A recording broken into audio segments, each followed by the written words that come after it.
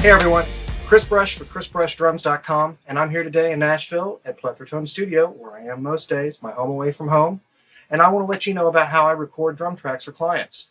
A lot of times, you can't choose where your session drummer goes to record tracks. You may have a track that requires a really big live open space to get a Bonham type of sound, or you may have something that you need this really tight Steely Dan kind of sound with no verb or no anything.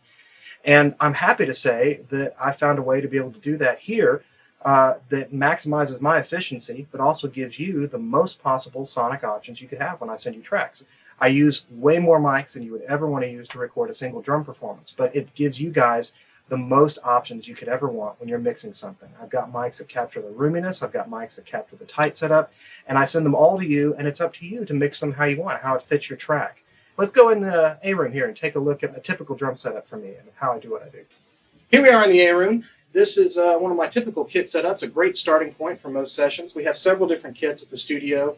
We'll use this as the example today. It's a mid-80s rocker kit from Ludwig. It's been customized a little bit. Don't confuse it if you're a big Ludwig fan with the late 90s Taiwan imported rocker kits. Those were kind of sonically inferior. Those were more beginner's models. They were rebranded.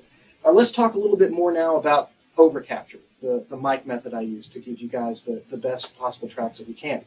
Notice here that all the basses with most drums are covered just like they would be at any other kind of session, but I typically do a little bit more with the kick and the snare and the overheads and the rooms. I'll explain what I mean. The kicks here, if you can see, I've got the traditional inside kick mic for a lot of snap. I've got a big FET mic here. It gets a lot of boom, and if I push it a lot, it has a lot of air and a little bit of distortion on it for kind of the outside, more vintage sound. And then I've got a custom subwoofer here inside a little tree trunk that provides a lot of sub-low in. So mixing those three together gives you all sorts of different kick sounds. Same kind of thing on the snare. I only have a top and bottom mic, but the top mic I molt at the console and the patch bay through a compressor. So I give you an uncompressed snare and then a really smashed snare that helps to give you that real smack sound that a lot of guys really like with pop and rock stuff.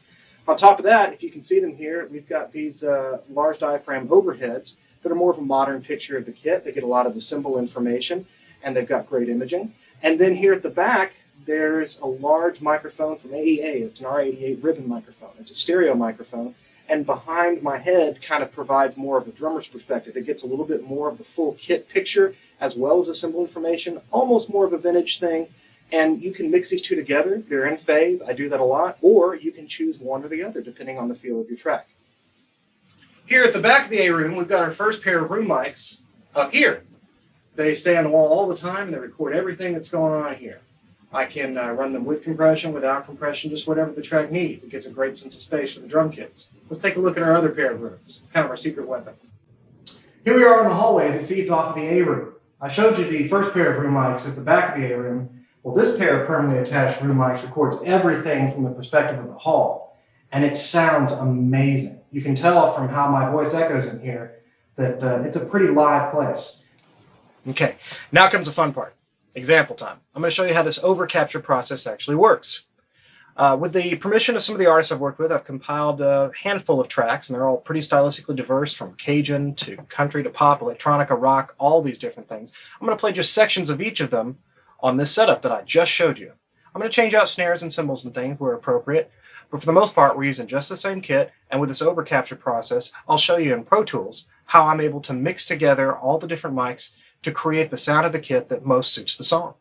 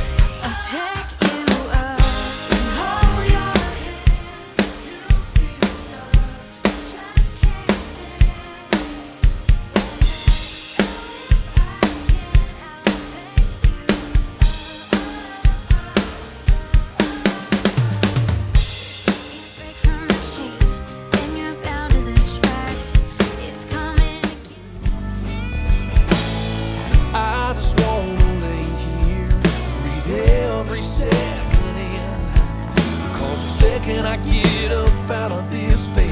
I've been wanting to climb back in. Oh, 'cause loving on you, loving on me, girl, we got a good thing. Never kiss, never touch, never get tired of it, it's a real thing. Why, baby, why would anybody ever wanna change a thing when it feels good of a good thing?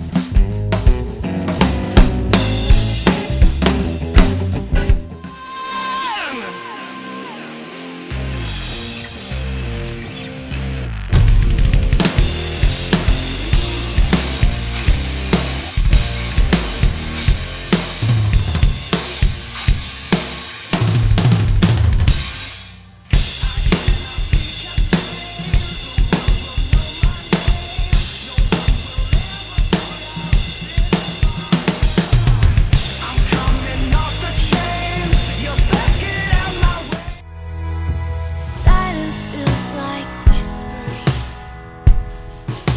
screaming in my ear. So come on and tell me everything you think I don't want to hear. 'Cause I don't care what everybody says. I know what you don't know still kills you, lost with no direction in the dark.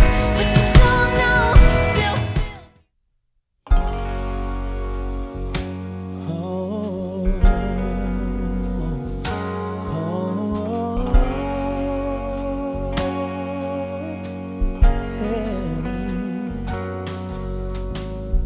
Sometimes it seems that city life just repeats day by day.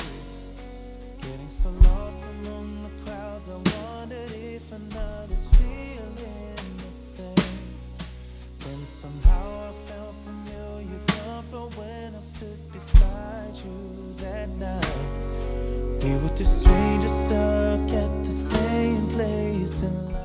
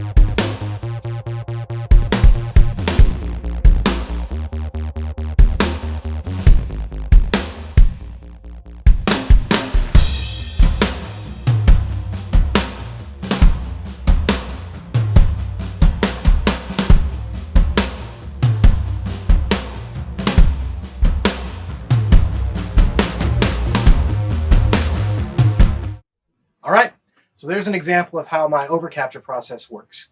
It gives you fantastic sounding drum tracks that you can mix however you want to perfectly fit the song that you're working on, and it allows me to be efficient with the tracks that I get sent. I'll see you guys later.